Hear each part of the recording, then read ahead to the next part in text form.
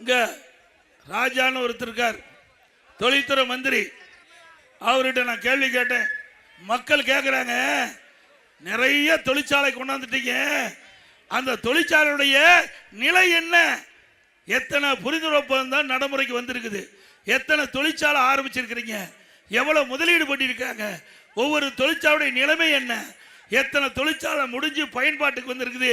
எவ்வளவு பேருக்கு வேலை கிடைக்குன்னு சொன்னா வெள்ளை பேப்பரை காட்டுறாரு. இது ஒரு பிரதான எதிர்கட்சி தலைவர் மக்களுடைய பிரச்சனைய பேசுவது என்னுடைய கடமை தானே.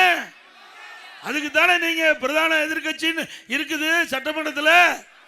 என்னுடைய கடமையை தவறாத மக்கள் என்ன எண்ணுகின்றார்களோ அது என்னப்படி சட்டமன்றத்தில் தொழில்துறை மந்திரி கேட்டா வெள்ளை பேப்பரை காட்டுறாரு.